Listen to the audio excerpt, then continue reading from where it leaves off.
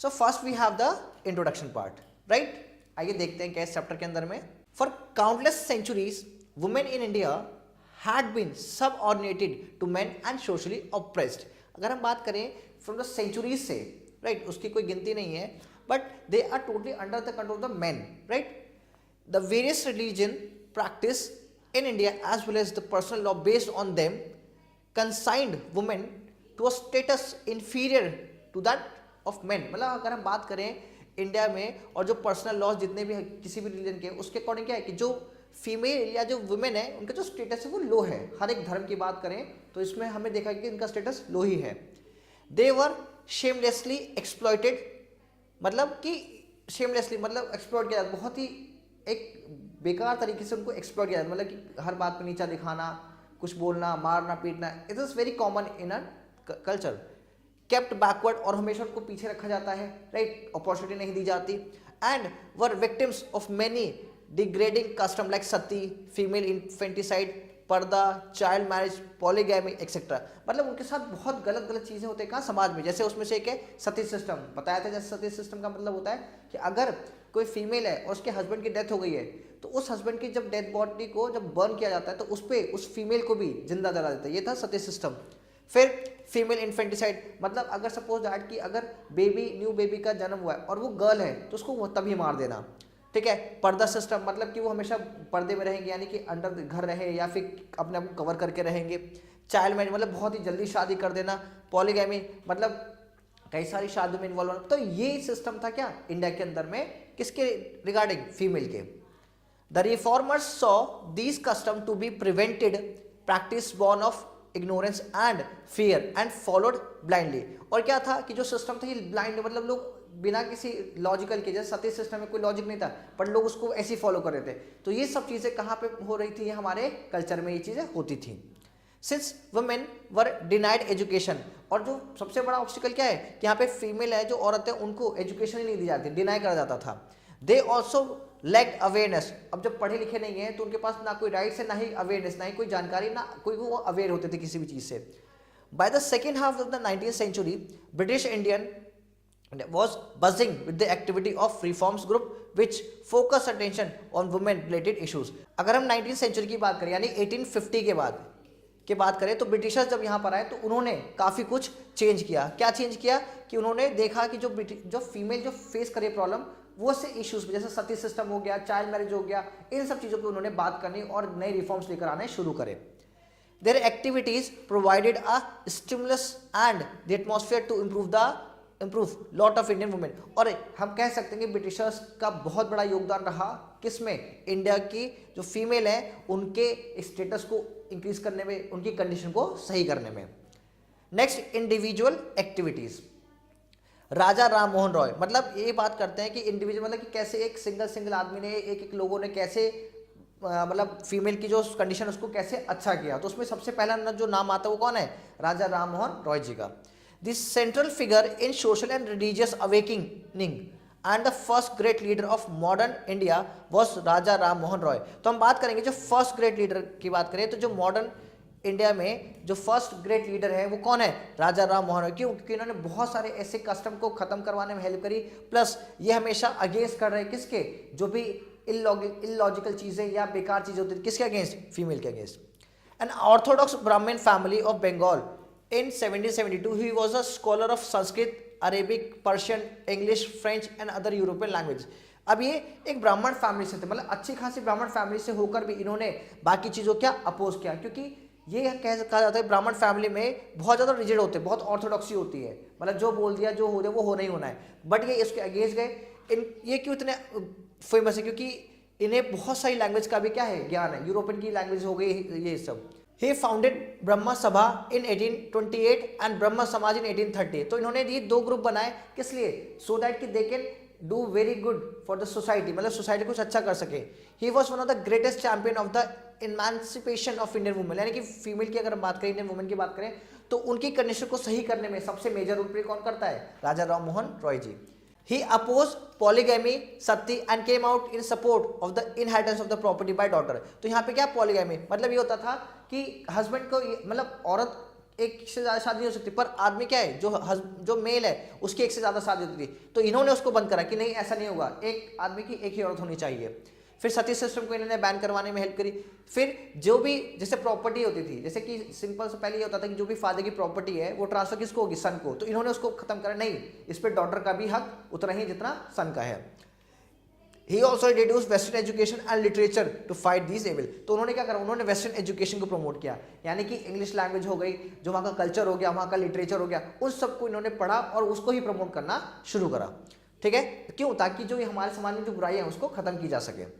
Therefore he helped Lord William Bentinck in spreading English literature and the science in India। इसलिए उन्होंने जो Lord William Bentinck है, जो एक यूरोपियन था, ब्रिटिशर था, उसकी उन्होंने हेल्प करी। क्यों, किस चीज़ में, कि भाई आप आओ यहाँ पे इंग्लिश में पढ़ाओ, इंग्लिश लैंग्वेज, क्योंकि वही एक लैंग्वेज थी जिसमें लोग पढ़ेंगे तो पता चले कि बाहर, हमारे देश के बाहर भी एक दुनिया है जहाँ पे ऐसा कुछ नहीं होता।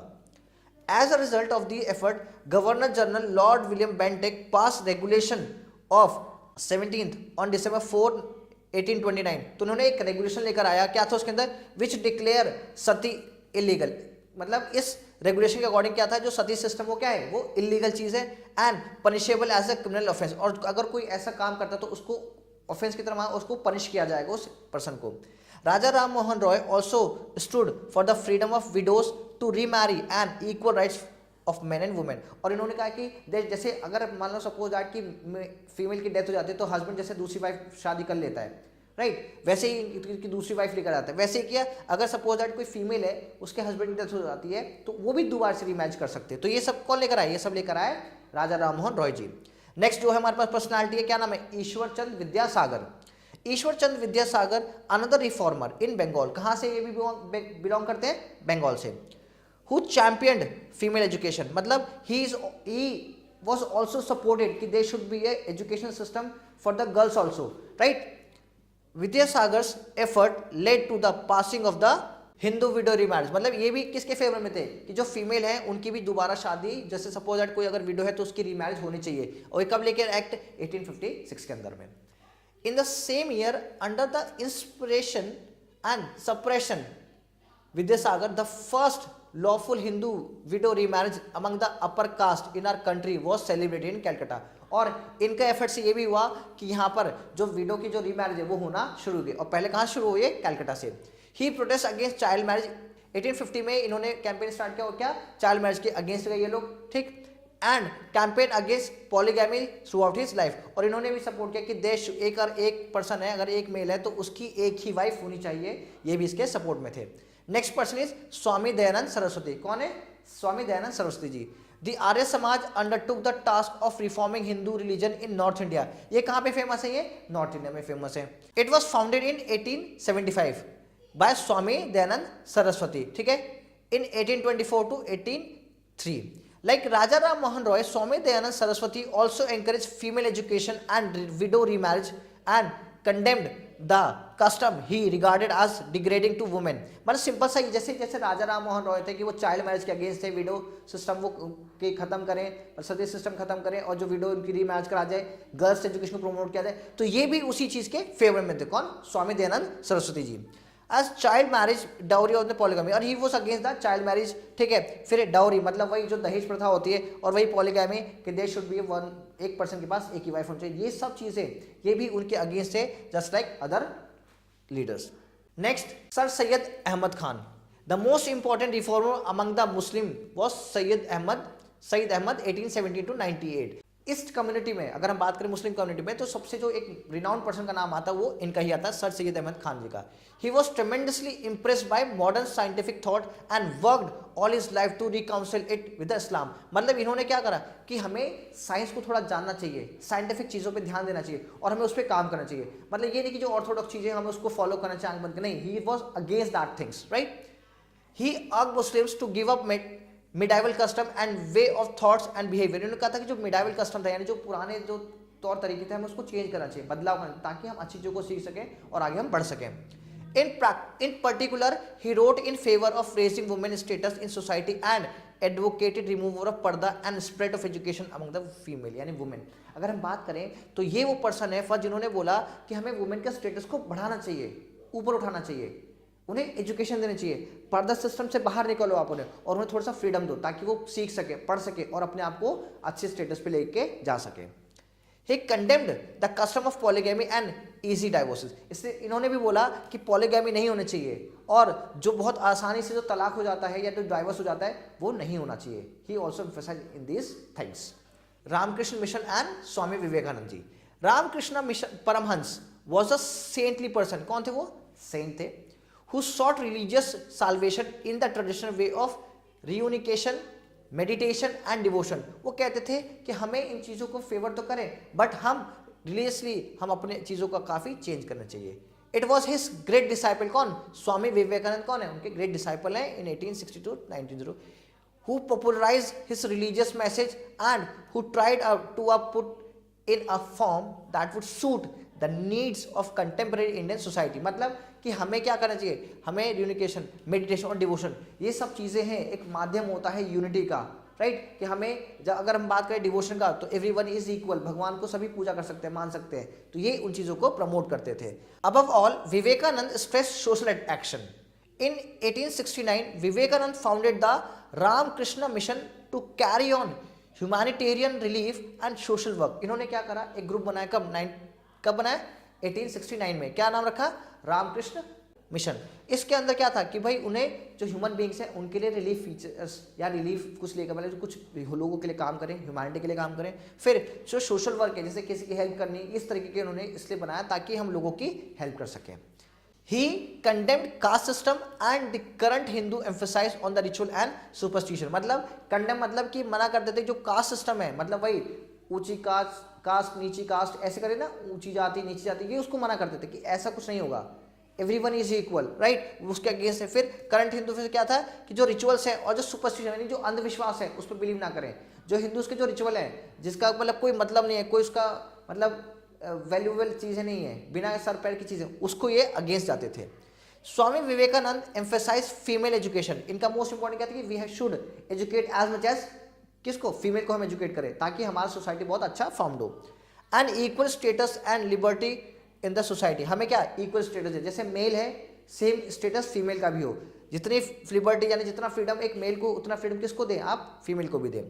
ही argued that women could be a powerful regenerative forces. अगर हम बात करेंगे, उनका था कि अगर हम फीमेल को ज़्यादा हम अगर फ्रीडम देंगे तो एक बहुत पावरफुल फॉर्म में ये हमारे पास सामने आ सकते हैं और हमारी सोसाइटी के लिए बहुत कुछ ये कर सकते हैं। Next, Dhondo Keshav Karve. The greatest champion of the cause of women's emancipation was Dhondo Keshav Karve. 1858 to 1962 इनका टाइम पीरियड है, यानी इनका बॉर्न है। Who work the longest for this cause. और इन्होंने लास्ट तक टिल देर तक इन्होंने काम किया किस लिए? फीमेल के अपलिफ्टमेंट के लिए। Karve encourage widow remarriage. इनका क्या था? इन्होंने कहा कि जो विडोज हैं उनकी रीमैरिज होनी चाहिए because they also have a life, they should enjoy it. He founded the female school. इन्होंने क्या बनाया? फीमेल स्कूल मतलब खाली गर्ल्स के लिए बनाया। And window home in Pune. और जो सपोज दैट कि कोई फीमेल उसके हस्बैंड की डेथ हो गई, अब उसकी फैमिली उसको एक्सेप्ट नहीं करी, तो उनके लिए इन्होंने अलग से होमेज बनाने शुरू करे। कहाँ पे? पुणे में। The curriculum in his school was design to make young widow employable and self sufficient. जो उनका स्कूल था वो ऐसा था कि जब ये जो फीमेल है, जो सपोज दैट किसी फीमेल के हस्बैंड की डेथ हो गई, अब उसको सोसाइटी अपनानी, तो उन्होंने अपने पास रखा, तो उनको जो पढ़ाते थे ऐसे करते ताकि उनको आगे जाके जॉब मिले, किसी पे डिपेंडेंट ना रहे वो। Curve believe that widows need an education that would make them economically independent. वो कहते थे कि अगर जो विडो है अगर हम उनको पढ़ा लिखा देंगे तो आगे जाके इकोनॉमिकली वो अपना स्टैंड ले सकते हैं, मतलब खुद कमाएंगे तो खुद के पैरों पे खड़े हो सकती हैं, मतलब वो किसी बोझ नहीं रहेगी और अपना काम वो खुद कर सकती हैं। And enable them to think for themself. और वो अपने लिए सोच समझ सकते हैं कि क्या सही है और क्या गलत है। He also founded the first Indian women university in 1916। उन्होंने पहला फीमेल के लिए यूनिवर्सिटी बनाया कब? 1916 के अंदर में।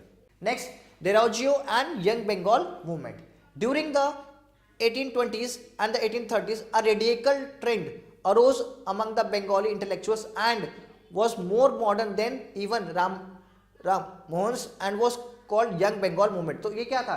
ये उनसे भी नए इनके रूल्स रेगुलेशन थे, मतलब कि एक अच्छी विचारधारा थी, सोच थी, और इन्होंने क्या बनाया? क्या बोला कि young Bengal movement. Its leader and inspire was the young Anglo Indian Henry Vivian Derozio. तो जो जो विवेन डेरोजियो है उनसे ये लोग इंस्पायर थे और था कि हमें ऐसी स्ट्रगल करना है और हमें एक सेपरेट ग्रुप बनाना है ताकि हम क्या कर सकें, लोगों के लिए वेलफेयर के लिए काम कर सकें। Derozio possessed a drizzling intellectual and followed the most radical views of the time. मतलब कि इनका जो थॉट प्रोसेस था वो क्या था कि we have to uplift the youth, मतलब हमें क्या करना है, जो रेडिकल व्यूज है उसके मतलब जो एकदम रिजिड चीजें हैं उनसे अगेंस्ट जाना है और हमें अपनी चीजों को सही करना है। Drawing his inspiration from the great French revolution, और इनको कहाँ से मतलब कि एक होता है ना कि लोगों को इंस्पिरेशन मिलती है कि भाई मुझे ऐसा काम करना है, तो जो फ्रेंच रेवोल्यूशन है वहाँ से इनको इंस्पिरेशन मिली कि कैसे हमें आगे चल के अपने लोगों को खड़ा करना है, लोगों के लिए काम करना है। He was a brilliant teacher who in spite of his youth attacked to himself a host of bright and adorning student. मतलब क्या थे ये अपने आप को बहुत ऊंचा लेके करे, अच्छा काम किया इन्होंने, और इन्होंने क्या एडोरिंग स्टूडेंट, मतलब कि एक one of the best student में से ये एक थे। He inspired these students to think rationally and freely, और जो इनके स्टूडेंट भी थे इन्हीं की तरह थे, मतलब बोल्ड और फ्रीली सोचने वाले, ठीक है, और रैशनली मतलब कि हर चीज़ों का वो विचार करे। अगर किसी ने कोई बात कही है तो ऐसी क्यों है, इन्होंने बोला कि जो भी चीज़ें होंगी आप उस पर विचार करेंगे, समझेंगे, तब आप उसको इम्प्लीमेंट करेंगे। टू क्वेश्चनिंग ऑल अथॉरिटी, और इनका था कि आस्क क्वेश्चन, हर चीज़ के लिए क्या करो, क्वेश्चन पूछो, अगर ऐसा है तो क्यों है। टू लव लिबर्टी एंड, कुछ तो लिबर्टी हो, कुछ तो फ्रीडम हो, ऐसा नहीं कि एक पिंजरे के अंदर बंद है, नहीं, खुल के काम करने के लिए। फिर they talk about equality, they should be equality and freedom, लोगों के पास फ्रीडम भी हो काम करने के लिए। And to worship the truth, और जो सच्चाई है उसकी आप पूजा करो, ये नहीं कि कुछ भी मन करा और किसी को भी जपना शुरू कर, नहीं, you should know the cause and reason behind each and every thing. Derozio and his famous follower known as Derozians, तो उनके क्या डेरोजियंस ही उनके फॉलोअर्स को भी बोला जाता था। And Young Bengal were fiery parties, तो ये सब हम बात करते हैं कि किस ये डेरोजियो के टाइम पीरियड में थे। Next we have the Mahadev Govind Ranade. Later, the Prarthana Samaj, a movement similar to Brahma Samaj, was started with the aim of reforming Hindu religious thought and practice in the light of modern knowledge. अब जैसे हम बात करें ब्रह्मा समाज की, ठीक, वैसे ही एक और समाज स्टार्ट हुआ, कौन सा, प्रार्थना समाज, जिसका बेसिक एम क्या था कि जो हिंदूज की जो रिलीजन है, जो जो वो प्रैक्टिस करते हैं वो कैसे फॉर्म में करें, मॉडर्न नॉलेज, मतलब कि हर चीज़ के पीछे कॉज एंड रीजन हो और अपनी चीज़ों को थोड़ा मॉडर्नाइज किया जाए, रिलीजन के अंदर कुछ चेंज किया जाए, इक्वलिटी लेकर आ जाए और जो कास्ट सिस्टम उसको खत्म किया जाए। Two of its great reformer RC. Bhandarkar and Mahadev Govind, ये दो क्या है, दो फेमस पर्सन है जिन्होंने इसका फॉर्मेशन किया, किस प्रार्थना समाज का, popular known as the Justice Ranade. तो जो गोविंद रानाडे है या महादेव गोविंद रानाडे है, उनका फेमस नाम किस नाम से था, जस्टिस रानाडे के नाम से। Besides preaching other reform, प्रार्थना समाज let great emphasis on the upliftment of the women by educating them. इनका भी फोकस क्या था कि we have to uplift the status of women, और कैसे कर सकते हैं uplift, just because of the education, कि जितना हो सके उतना फीमेल को पढ़ाना शुरू किया जाए। Many orphanages were opened by it to provide safety and protection to helpless girl and women. Orphanage मतलब अनाथालय इस तरह के बनाए गए जहाँ पे फीमेल को अच्छे से केयर की जाए, उनकी देखभाल की जाए और उनके अपलिफ्टमेंट के लिए काम किया जाए। Later on, Gopal Krishna Gokhale also founded servant of Indian society. उसके बाद जो गोपाल कृष्ण गोखले हैं उन्होंने भी एक सोसाइटी फॉर्म की जिसका नाम क्या था, सर्वेंट ऑफ इंडियन सोसाइटी, जिसके अंदर भी यही काम होते थे। In 1915 to build a dedicated group of people for social services and reforms and worked for the welfare of the women. तो जो सर्वेंट ऑफ इंडियन सोसाइटी है उसका बनाने का ऑब्जेक्टिव क्या था कि जो फीमेल है उनके लिए अच्छे से और बढ़िया काम किया जा सके। नेक्स्ट क्या है हमारे पास, ज्योतिबा फुले। आइए देखते हैं इनके बारे में। ज्योतिबा फुले फाउंडेड सत्य शोधक समाज, इन्होंने क्या बनाया, Satya Shodhak Samaj, which encourage the education for girl child and improve the social status of women. मतलब इनका था कि हमें जो छोटी बच्चियां हैं उनको पढ़ाना शुरू करें और जो फीमेल हैं, जो एक लेवल के बाद जो फीमेल जो उनकी शादी हो चुकी हैं उनके लिए काम किया जाए। सोसाइटी तभी क्या होगी, अपलिफ्ट होगी। He started a private orphanage to help widows. इन्होंने खुद के मतलब अपने खर्चे पे इन्होंने अनाथालय बनाने शुरू करे, किसके लिए, विडोज के लिए, जिनके हस्बैंड की डेथ हो जाती थी। Next, association for women. Movement for the emancipation of women and spread of education among women led to the establishment of a number of association formed for women. मतलब ऐसे ही बहुत सारे मूवमेंट्स हुए जिसके बाद हर एक, जैसे अभी हमने स्वामी विवेकानंद के बारे में बात की, रामकृष्ण परमहंस हो गए, ठीक है, राजा राम मोहन रॉय हो गए, ज्योतिबा फुले, ऐसे बहुत सारे नेशनलिस्ट लीडर आए जिन्होंने बहुत कुछ किया, किसके लिए, फीमेल सेक्शन के लिए। मतलब सबका ये था कि अगर हमें सोसाइटी को अपलिफ्ट करना है तो फीमेल को अपलिफ्ट करना बहुत इंपॉर्टेंट रोल हमारे हुए, which became the medium of the expression of women opinion. Some of these important association, अब कुछ एसोसिएशन बने जिसने फीमेल को प्रायोरिटी दी। आज देखते कौन सा है। दी भारत महिला परिषद, किसके नाम से, मतलब क्या चला है कि बेसिकली किसके होगा, फीमेल के लिए। It was a part of national social conference to provide a forum for the discussion of social issues. मतलब ये ग्रुप ही बनाया गया ताकि जो सोशल इशूज किससे रिलेट करते हैं, फीमेल से, उसके बारे में बात की जाए और उसमें कुछ गड़बड़ तो सही किया जा सके। नेक्स्ट है the Arya Mahila Samaj. It was founded by Ramabai. किन्होंने फॉर्म किया, रामाबाई ने, wife of justice Ranade, यानी अभी हमने नाम सुना राणा दे जी का, उनकी ही वाइफ ने ये ग्रुप को फॉर्म किया। To provide support network for newly educated women, किस लिए, ताकि जो जिन्हें एजुकेशन मिली है, जिन लड़कियों को एजुकेशन मिली उनके लिए कुछ तो सपोर्ट हो, कुछ तो काम करें, एक जॉब तो मिले, तो इस टाइप के इन्होंने ग्रुप्स बनाने शुरू करे। The Bharat Stri महामंडल।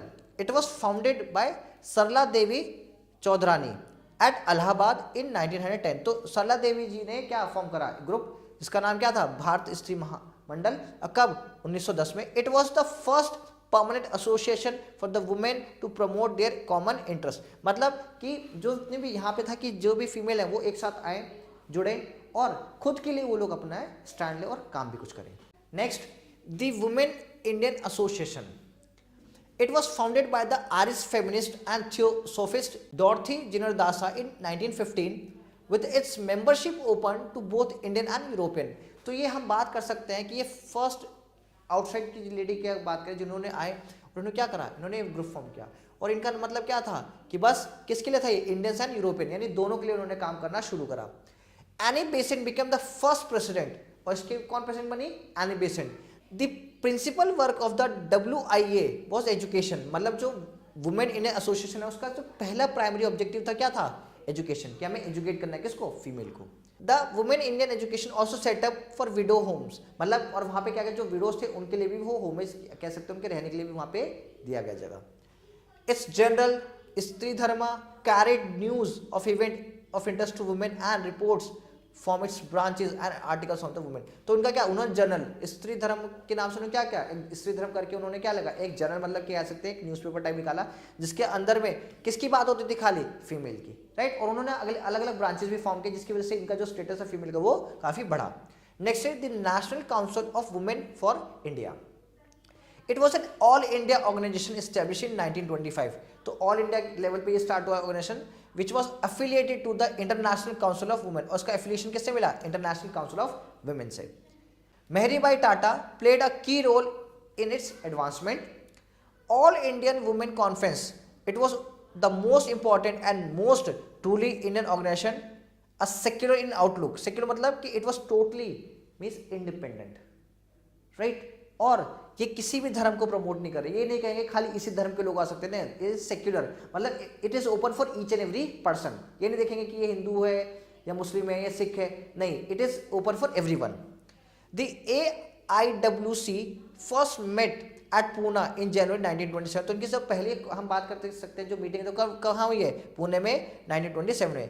The conference discuss vital issue on female education. तो उन्होंने किस पे सबसे पहले बात करी, उन्होंने करी फीमेल एजुकेशन के ऊपर। फिर किस पे बात करी, चाइल्ड मैरिज पे एंड पर्दा सिस्टम पे। तो ये तीन बेसिक थे। पर्दा सिस्टम भाई मतलब फीमेल कहाँ रह रही है, घर के अंदर में रह रही है, किसी कवर्ड के अंदर में रह रही है, इस तरह से। By 1928 the All India Women's Conference on Education Reform decided that there could be little progress in education matter unless harmful social custom were eradicated। इन्होंने बोला कि अगर हमें फीमेल को अपलिफ्ट करना है, उनकी सिचुएशन को सही करना है, तो उसके लिए सबसे इंपॉर्टेंट क्या है, एजुकेशन मैटर। मतलब education play a very important role for the upliftment of the female status, right. इसलिए वो कहते थे कि जो भी कस्टम्स को हमें खत्म करना है, बुरी प्रथाओं को बंद करना है, उसके लिए सबसे पहले लोगों को पढ़ाना लिखाना, उसमें सबसे ज्यादा किसको पढ़ाना है, फीमेल को। So students now we have exercise portion. देखते हैं हमने कितना इस चैप्टर सीखा है। आइए पहले देखते हैं टिक द करेक्ट ऑप्शन। तो पहला क्या है, Ramakrishna Mission was founded by, किसने इसको फॉर्म किया, स्वामी विवेकानंद जी, ठीक है। ब्रह्म समाज वाज फाउंडेड बाय, किसने ब्रह्म समाज को फॉर्म किया, राजा राम मोहन रॉय जी ने, राइट। उसके बाद ये आपके क्या है, ये आपके होमवर्क है, you have to do yourself. Next है हमारे पास फिल इन द ब्लैंक्स। तो राजा राम मोहन रॉय अबॉलिश सती सिस्टम। तो सती सिस्टम कब खत्म हुआ, 29 में इसको खत्म किया गया। सेकेंड वाला है the Hindu window remarriage act was passed in which year, तो कौन सी ईयर में ये हुआ, 1856 में। बाकी ये 3 questions you have to do yourself. Okay, next देखते हैं क्या है हमारे पास। We have the true and false, right. So first, in Hindu society woman had right to inherit property. नहीं, मतलब क्या फीमेल का राइट था अपने फादर की प्रॉपर्टी पे, कोई पोर्शन मिलता था? नहीं। This statement is false. The Arya Samaj did not work for the upliftment and welfare of the women. This is also false, क्योंकि नहीं, ये आर्य समाज क्या करता था, काम करता था, राइट। बाकी questions you have to do yourself. Okay students, so student, thank you for watching this video. Stay tuned with us for the next video. Thank you so much. Bye bye and take care yourself.